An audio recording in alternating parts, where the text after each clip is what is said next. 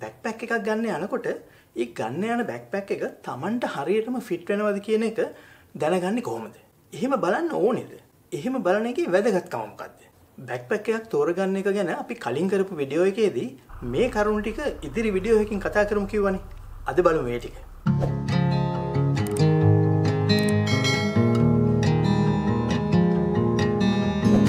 අපි මේ කලින් කරපු වීඩියෝ එකේදී කිව්වනේ බෑක්පැක් එකක් තෝරගන්නකොට අවශ්‍යතාවය සහ තව කරුණු කීපයක් අපි බලන්න ඕනි කියලා.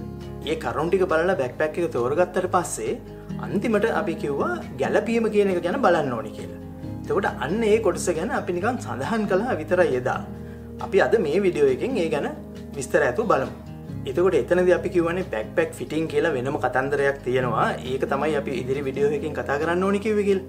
එතකොට ඉතින්ට එන්න පහසුවක් විදිහට අර බෑක්පැක් එකක් තෝරගනිද්දී අපි බලන්න ඕනි කරුණු ටික මොනවද කියලා ඉතාම කෙටියෙන් කලින් වීඩියෝ එකේ තිබුණු කරුණු ටික ඉතාම කෙටියෙන් ටක් ටක් ගාලා මතක් කරගෙන යන්. එතකොට මේක තේරුම් ගන්න පහසුයි.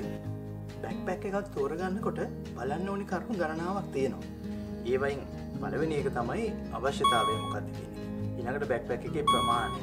ඊළඟට ඒකේ තියෙන්න ඕනි ෆීචර්ස් සංගෝපාංග. ඊට පස්සේ ඒකේ ක්වොලිටි තත්ත්වය. ඊළඟට මිල. එතකොට ඔයාලට ඒක සවිස්තරව දැනගන්න ඕන නම් මේ වීඩියෝ එකට ගිහිල්ලා බලන්න. ඒක මේ වීඩියෝ එක අන්තිමට අපිය වෙන ප්ලේලිස්ට් එකෙත් තියෙනවා.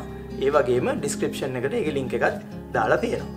සමහර විට ඔයාලා දැකලා ඇති බෑක්පැක් පාවිච්චි කරනකොට පැක් එක නිකන් ඉනෙන් පල්ලෙහාට එල්ලිලා වගේ තියෙන අවස්ථා තියෙනවා. ලොකු බෑග්ස් ඒ වගේම හුඟක් පිටට නැරලා ගිය වගේ තියෙනවා. එහෙම පැක්ස් පාවිච්චි කිරීම ඒ තරම් සෞඛ්‍ය සම්පන්න දෙයක් නෙවෙයි. ඉතින් ඒක නිසා තමයි මේ බෑක්පැක් ෆිටින් කියන එක වැදගත් වෙන්නේ. ඒතකොට මේ බෑක්පැක් ෆිටින් කියන එකේදී වෙන්නේ තමන් ගන්න යන බෑක්පැක් එක තමන්ගේ ඇඟට හරියට ෆිට වෙනවද කියලා බලන එකයි. එහෙම ෆිට වෙන පැක් එකක් තමයි අපි ගන්න ඕනේ. ඒකේ වැදගත්කම තමයි අපි මේ පැක් එක දීර්ඝ කාලයක් පාවිච්චි කරනවානේ. එතකොට එකක් අපේ හයික් එකකදී අපිට මේක පහසුවෙන් පාවිච්චි කරන්න පුළුවන් වෙන්න ඕනේ. අර කම්ෆර්ට් එක තියෙන්න ඕනේ. හයික් එකේදී පැක් එක වදයක් වෙලා බෑනේ. ඒක එකක්. අනිත් එක තමයි පැක් එක වැරදියට නම් ෆිට වෙලා තියෙන්නේ. ඒ කියන්නේ අපි නිවැරදි පැක් එක නෙවෙයි නම් අරන් තියෙන්නේ. අපේ අවශ්‍යතාවලට ගැලපෙන පැක් එක වෙන්න පුළුවන්. හැබැයි අපේ ඇඟට ගැලපෙන පැක් එක නෙවෙයි නම් අරන් තියෙන්නේ. එතකොට අපිට කෙටි කාලීන ආබාධ එන්න පුළුවන්. ඒ වගේම දිගු කාලීන ආබාධ එන්නත් පුළුවන්. එතකොට ආබාධ පැත්තෙන් ගත්තාම හිරිවැටීම් වගේ සරල දේවල් වල ඉඳලා උරහිස් කැක්කුම්, බෙල්ලේ කැක්කුම්, ඒ වගේම කොන්දේ මසල්ස් වල කැක්කුම් වගේ එහෙම මසල් මට්ටමේ කැක්කුම් එන්න පුළුවන්. පේන්ස් එන්න පුළුවන්. දිගු කාලීන ඒවා තමයි මේ පැක් එක වැරදියට ෆිට වෙලා තියෙනවා නම් එතකොට අස්තිවල ප්‍රශ්න එන්න පුළුවන්. ඩිස්ක් ප්‍රෙස් වීම වගේ ඒවා, ඊළඟට ජොයින්ට්ස් වල ප්‍රශ්න එහෙම ඒවා එන්න පුළුවන්. ඒවා අපිට එකපාර තේරෙන්නේ නැහැ. හෙමින් එකතු වෙලා කාලයක් ගියාම තමයි ඒක තේරෙන්නේ. එතකොට ඔයා සමහර විට අවුරුදු 5ක් පැක් එක පාවිච්චි කළාට පස්සේ එහෙම නැත්නම් අවුරුදු 10ක් පැක් එක පාවිච්චි කළාට පස්සේ වෙන්න පුළුවන් ඔයාට ඔයාගේ ඒ වගේ දිගුකාලීන ප්‍රශ්නේ දැනෙන්නේ. ඒතකොට ඒව විසඳ ගන්න එක ටිකක් අමාරු වෙන්නත් පුළුවන්. ඉතින් ඒක නිසා අර හරියට පැක් එක ෆිට කර ගැනීම කියන එක වැදගත් දෙයක්. එතකොට අර අපි අර ඉස්සෙල්ලා වීඩියෝ එකේදී කතා කරලා තිබුණු කාරණා වලට අනුව අපි තෝරගන්න බෑක්පැක් එක අපේ ඇඟට ෆිට වෙනවද කියන එක බැලීමේදී වැදගත් වෙන දේ තමයි අපේ කඳේ උස කියන එක. දැන් බෑක්පැක් එකක් ලොකු එකක් වුණත් පොඩි එකක් වුණත් ඒ බෑක්පැක්ස් ඩිසයින් කරලා තියෙන්නේ පුද්ගලයාගේ සම්පූර්ණ උස අනුව නෙවෙයි. කඳේ උස. ඒ උසට අනුවයි බෑක්පැක් ඩිසයින් කරලා තියෙන්නේ. අපි මේකට කියනවා ටෝසෝ ලෙන්ත් කියලා. ඊළඟට හිප් සර්කම්ෆරන්ස් කියන එක. කියන්නේ උකුල ප්‍රදේශයේ වට ප්‍රමාණය. ඔය දෙක වැදගත් මෙෂර්මන්ට්ස් දෙකක්. අපි බලමු මේක ගන්නෙ කොහොමද කියලා. එතකොට කඳේ උස මැනගන්නේ මෙහෙමයි. අපි කෙලින් හිටගෙන බෙල්ල නවනවා නිකට පපුව පැත්තට එන විදිහට. එතකොට අපිට බෙල්ලේ පිටිපස්සේ බෙල්ල පහළ එක අස්තියක්, ඒ කියන්නේ කශේරුකාව පොඩ්ඩක් ඉස්සිලා වගේ දැනෙනවා. ඇල්ලුවාම දැනෙනවා ඒක පේනවා කෙනෙකුට. එතකොට අන්න ඒ කශේරුකාවට තමයි අපි කියන්නේ 7 වෙනි ග්‍රයිවී කශේරුකාව, බෙල්ලේ කශේරුකාව වලින් යටම එක. 7th cervical කියලා. එතන තමයි අපේ උඩ මට්ටම. බෙල්ල සාමාන්‍ය විදිහට කෙලින් තියලා තමයි මෙෂර්මන්ට් එක ගන්නකොට ගන්නෙ.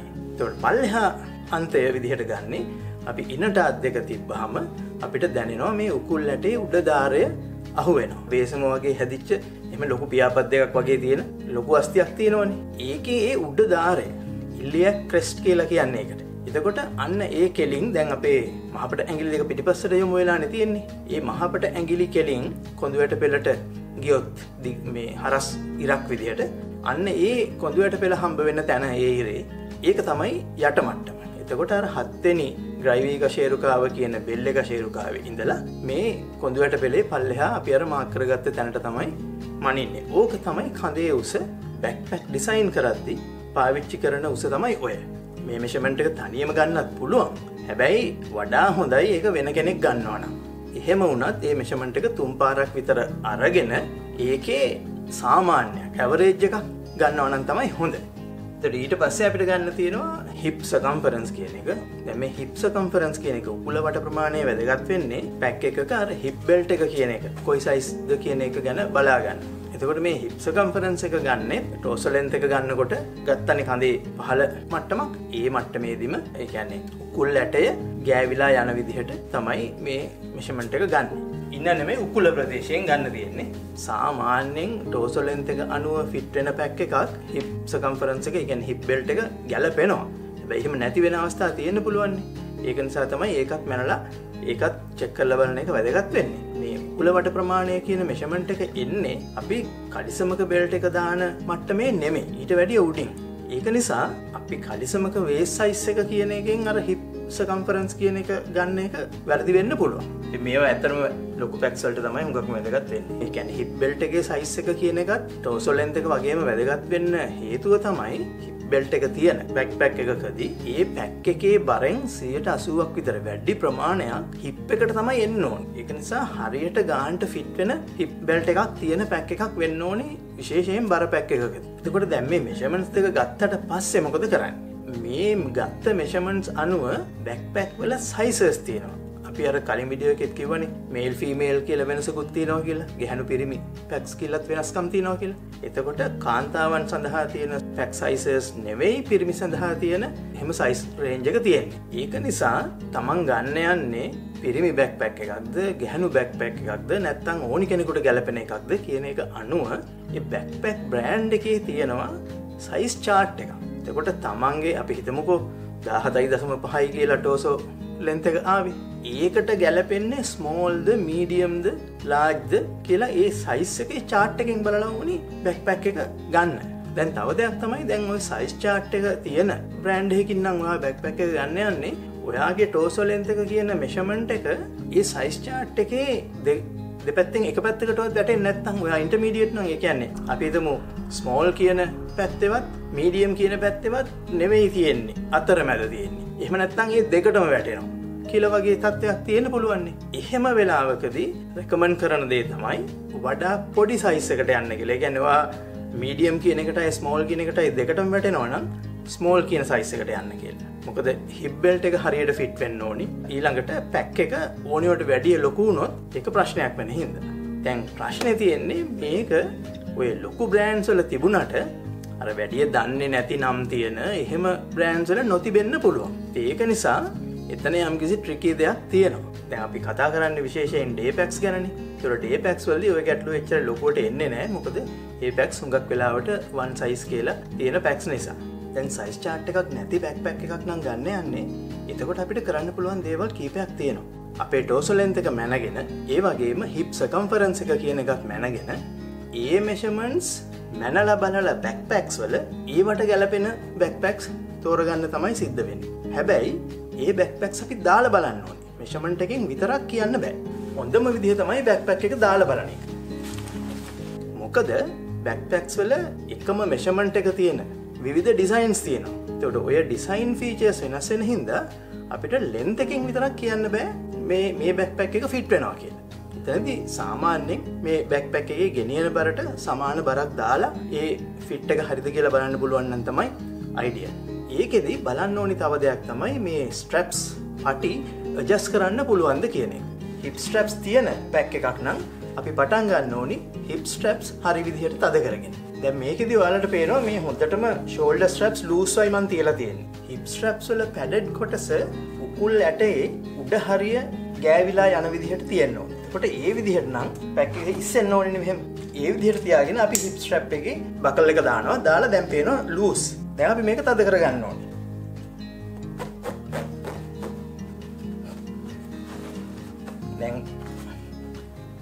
දැන් මම දාලා තියෙන බර ප්‍රමාණය හැටියට මේ ගාන ඕකේ කියලා තමයි හිතෙන්නේ. එතකොට දැන් මෙතනින් පටන් ගන්න තියෙන්නේ. අපි පටන් ගන්න තියෙන්නේ shoulder straps loose වටම තියලානේ. මේ වගේ ගොඩාක් loose නේ. ඊට පස්සේ shoulder straps වල මේ ඉතුරු කොටසෙන් අල්ලලා මෙහෙම අපිට ගැලපෙන ගානට තද කරගන්නවා. ඒ තද කරගන්නේ මේ shoulder strap එක උරහිසට කිඳා බහින්න තරම් තද නොවෙන්න ඕනි. හැබැයි පැක් එක ස්ටෙඩි වෙන්නත් ඕනි. කියන්නේ අපිට එනවා එක තැනක් පැක් එක නිකන් අපිට කම්ෆර්ටබ්ලි තියෙනවා කියලා. නිකන් ඒකට කියන්නේ ස්වීට් ස්පොට් කියලා. ඒ ගානට පැක් එක ෆිට වෙන විදිහට තියාගන්න තියෙන්නේ. මේ බරේ හැටියට පැක් එක දැන් ෆිට වෙලා වගේ තේරෙනවා. ඒ මූවමන්ට් එක පහසු වෙන්න ඕනි. බර පැත්තෙන් අපිට කම්ෆර්ටබල් වෙන්න ඕනි. පැක් එක ස්ටෙඩි වෙන්න ඕනි. ඊට පස්සේ අපිට පුළුවන් මේ ස්ටර්නම් ස්ට්‍රැප් එක නියම ගානට තද කරගන්න. තවත් පැක් එක ස්ටෙඩි කරගන්න. තව ස්ට්‍රැප්ස් තියෙනවනේ පැක් එක ටයිට් වට තියාගන්න. ඒ කියන්නේ ඇඟට සම්බන්ධ කරන ඒවා නෙමෙයි. පැක් එක ටයිට් කරන ඒවා. ඒවත් දාලා ඔක්කොම කරගත්තාම හොඳට පැක් එක ස්ටෙඩිව තියෙනවා. ඔය විදිහට තමයි සයිස් චාර්ට් එකක් නැති පැක් එකක් නම් ඒක අපිට ගැලපෙනවද කියන එක ටෙස්ට් කරගන්න වෙන්නේ. දැන් මේ විස්තරෙන් පෙනුන විදිහටත් තේරෙනවානේ පැක් එකක ස්ට්‍රැප්ස් කියන ඒවා අර ඇඩ්ජස්ටබල් විදිහට තියෙන එක වැදගත් කියලා. ඕනිම බෑක්පැක් එකක් ගත්තාම ඒවයි තියෙන ෂෝල්ඩර් ස්ට්‍රැප්ස් හරි හිප් ස්ට්‍රැප්ස් තියෙනවා නම් ඒවා හරි ඒවයි දිග වෙනස් කරන්න පුළුවන්. සාමාන්‍යයෙන් හැම පැක් එකකම එහෙම තමයි. හැබැයි සමහර පැක්ස් තියෙනවා ටෝසෝ ලෙන්ත් එක කියන එකත් වෙනස් කරන්න පුළුවන්. ෂෝල්ඩර් ස්ට්‍රැප් තියෙන තැන් වෙනස් කරන්නත් පුළුවන්. ඒ කියන්නේ පැක් එක මෙහෙම තියෙද්දි ඒකේ කොතනද මේවා සෙට් වෙන්නේ කියලා. දැන් අපේ කඳ ලෙන්ත් එක වෙනස් වෙන්නේ නැහැ. හැබැයි පැක් එක ඒකට ගැලපෙන විදිහට තියෙන්න ඕනේ. ඒ ටෝසෝ ලෙන්ත් එකටත් ගැලපෙන්න ඇඩ්ජස්ට් කරන්න පුළුවන්. එහෙම එකක් නම් ඉතාලම හොඳයි.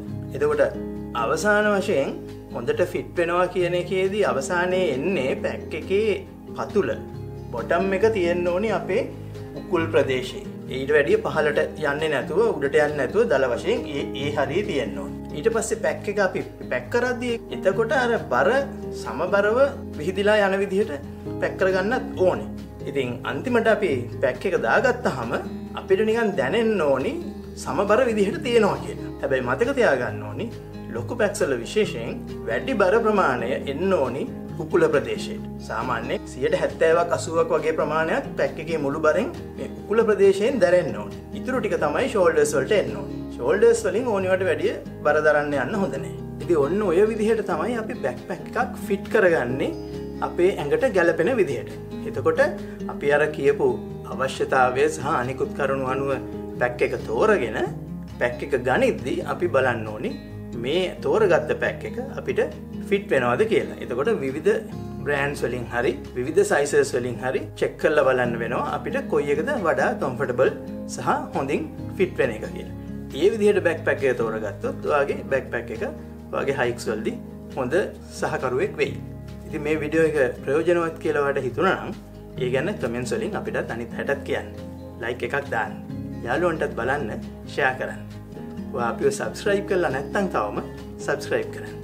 එහෙමනම් බොහොම ස්තුතියි බැලුවට. ආයෙ දවසක හම්බෙමු.